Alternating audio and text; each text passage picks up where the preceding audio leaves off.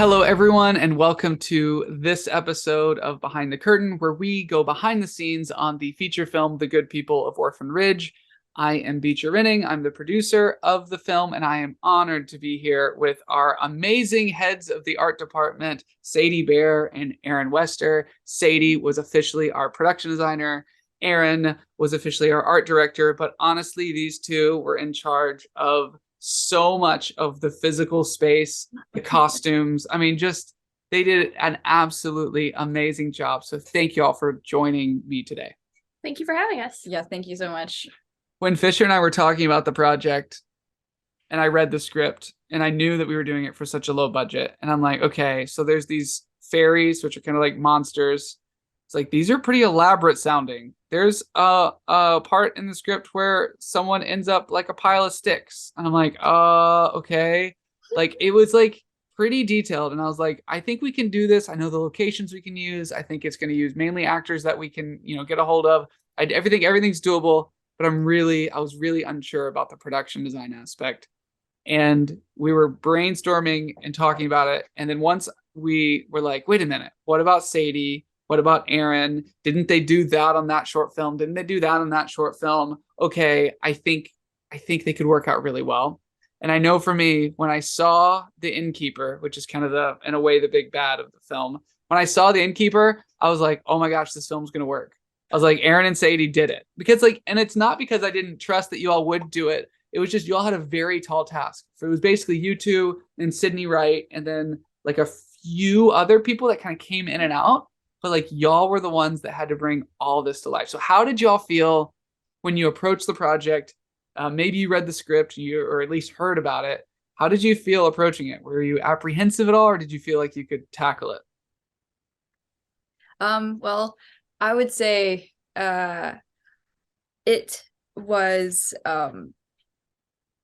it was exciting, and there were definitely moments where I was like, yes, this is going to be a lot, but it's going to be awesome. Because I remember the first when we kind of when I first did the production class with you, or production design class rather, we had to go ahead and sign the non-disclosure thing. So I was like, oh, it's a crazy big deal.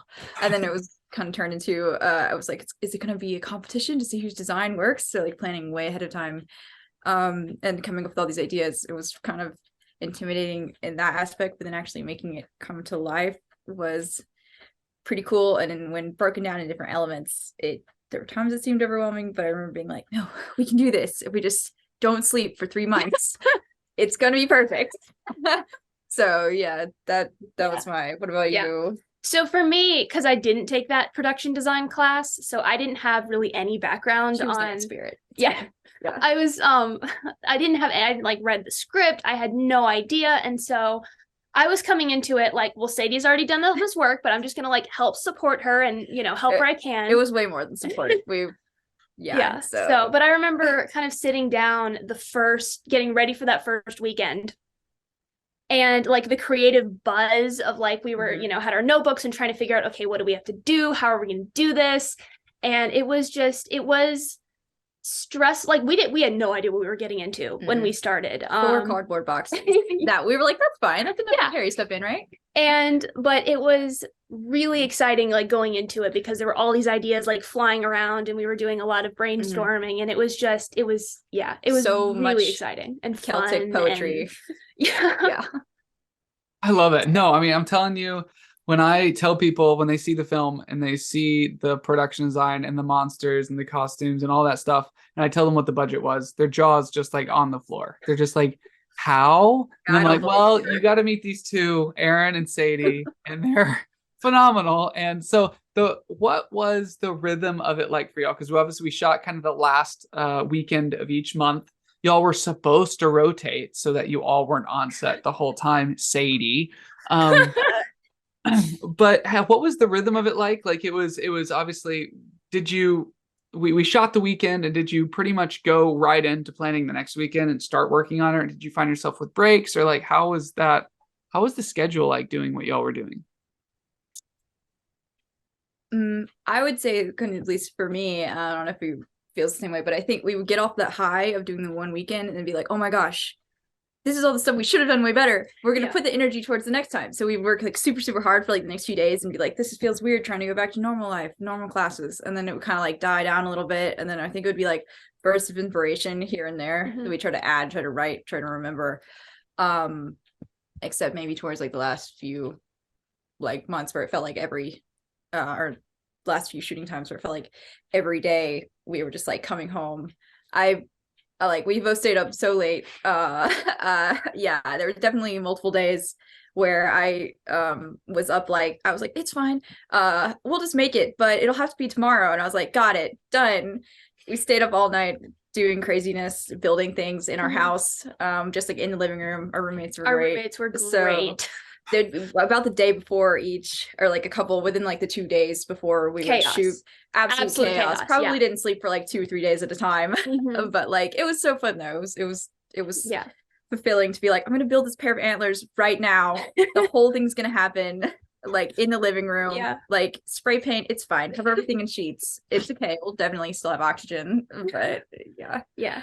It's crazy. I think you're right though. There was always that high of, the shooting weekend, and then of that, okay, that's a thing that we don't have to do anymore. And then I think a lot of times then we would try to be like, okay, we are going to start so early on this next time. So we don't, we can really pace ourselves and really, but the inspiration came in bursts. Yeah. And so it always came down to like the last couple days. We were like, we always told ourselves we're gonna pace it, we're gonna even it out. It's not really how it happened, because we'd be like, oh man, we have a math test. We'd be like, not even math, that's a terrible example, but like history or Bible, whatever classes we were taking at the time. So like, not now. So. Y'all are amazing. I know you were showing up and y'all working so hard. We had 12-hour days oftentimes, and y'all would work from like the minute we got there to the minute we didn't. And then I realized when we really just didn't need anything from production design, we all would just totally go into go to sleep or like zombie mode. And I was like, oh wow, I think they were up all night. Because I can just tell crash on the couch. We would just crash. Somewhere there's a picture where Erin stacked what was it, 9 Cheez-Its on my head, and I had no idea. I was dead asleep. She was laying on the floor underneath the dining room table, and I stacked Cheez-Its on her head. I love it. So what's a memory that you have from the set of behind the scenes tidbit? It could be something that you all a challenge that you struggled with and found a way to overcome. It could be a funny moment. It could be even something that you just think turned out better than you were even expecting. What's something you can give people that are listening and watching a little bit behind the scenes on the production design behind Good People of Orphan Ridge? Well, my favorite thing, so Red Cap, that was one, the costume for Red Cap, we spent a long time trying to workshop and figure out what we could do with it, and go to Goodwill and try to find some pieces and to make him imposing and scary. We have this art that we were kind of looking at, and we couldn't quite get it. And so finally we had these bags and bags of black tablecloths that actually from Fisher's wedding, and those things have come in clutch so many times. We used them to drape the walls and the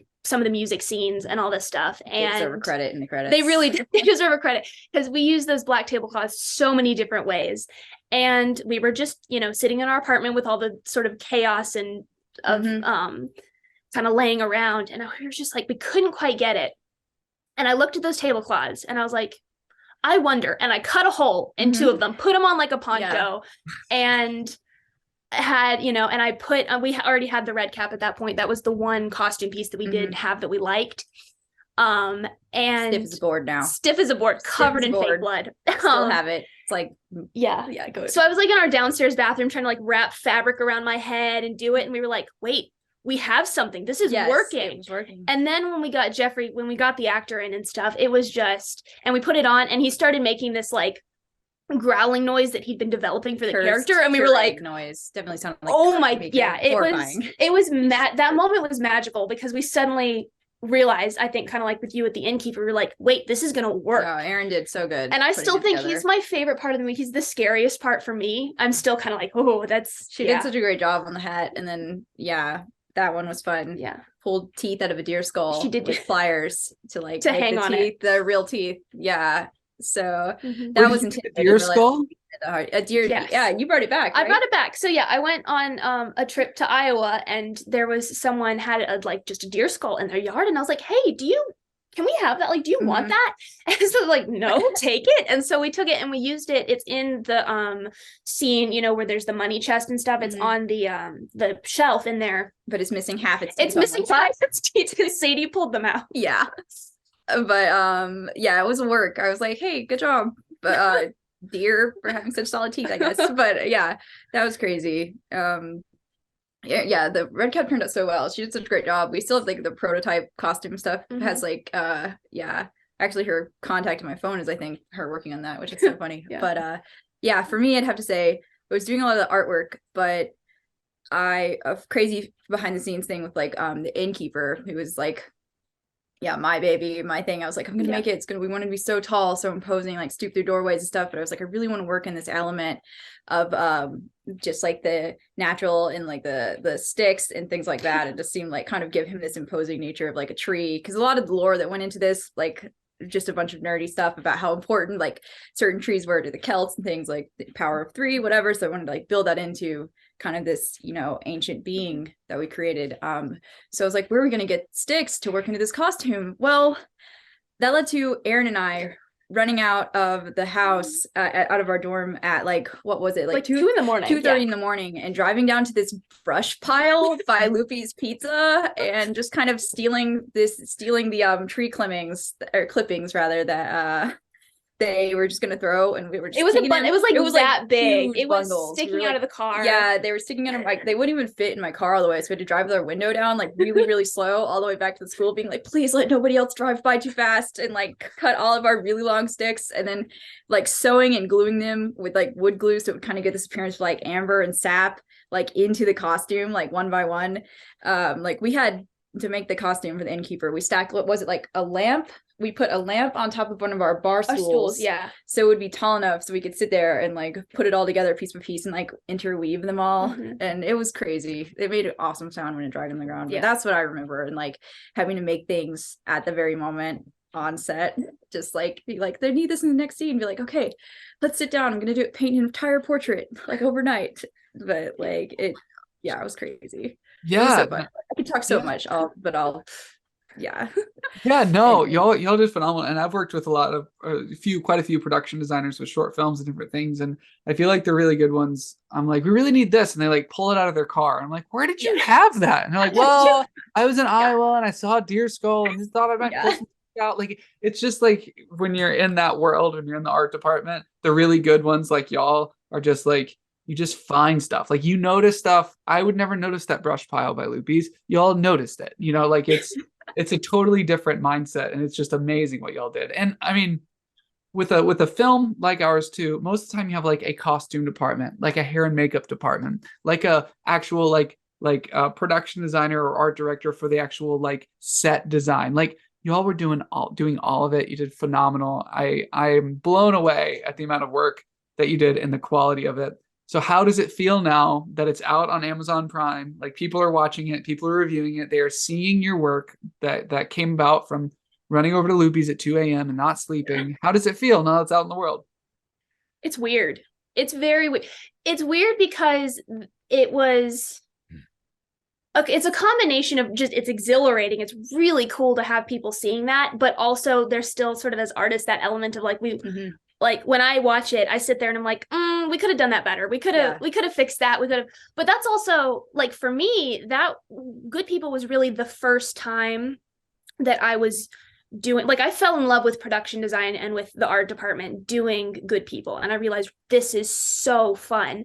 And so I've done a lot since then, a lot of short films and stuff. So I have more experience now, but Good People was the first, like we had, I mean, especially me, I had no idea what I was doing. So now with the, hindsight is 2020 and I'm like, we could have done better. We could have, so it's, for me, a combination of feelings of, looking back at it. So. I will say right now, with the budget we had to work with and the manpower, the number of people that you work on it, I do not see any world that anyone could have done any better in any way.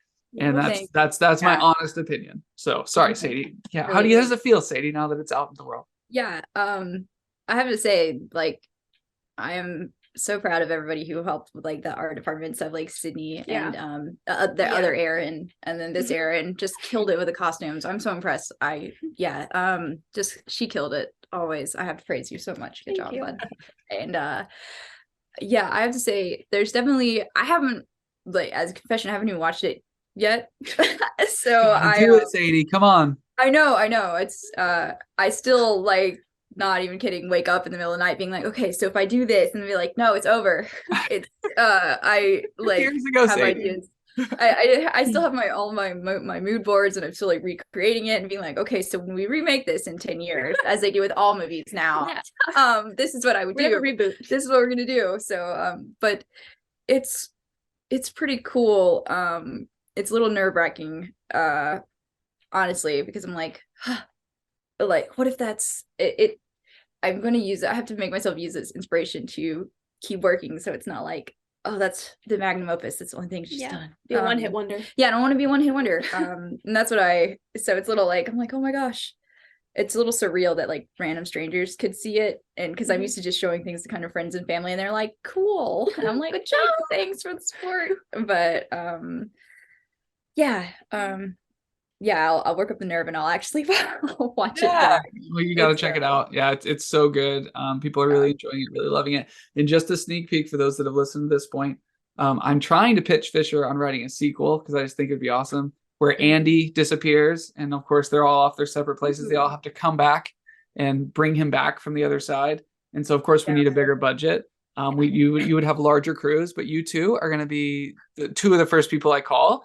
So just be ready for that. Be ready for that. We still have the intro costume hanging in her basement. Yeah. So to terrify us when we walk down in there in the dark. So yeah, and then that glitter that Corinne mentioned, it accidentally made its way home with me, and I was like, "What is this?" And it exploded everywhere like a bomb. So it was like wrapped up in a sheet because. Yep. So I've been thinking about that. So Corinne, I pity you. Good job cleaning it up. We talked about an earlier episode with Corinne about the glitter that we had to clean up. So well, thank you all so much for joining me today. That's the real innkeeper's curse. I know, right? The glitter everywhere. Y'all are amazing. Thank you so much for talking with me today. Thank you so much for this opportunity, BJ. For everyone out there, go look at Sadie and Erin's work. It's phenomenal. The film is The Good People of Orphan Ridge. It is now on Amazon Prime. Follow us on social media. We just got into the Blue Ridge Film Festival, which will be in a couple weeks, but we'll also be in more streaming platforms soon. So follow us on Facebook, Instagram, subscribe on YouTube, and we will see you next time.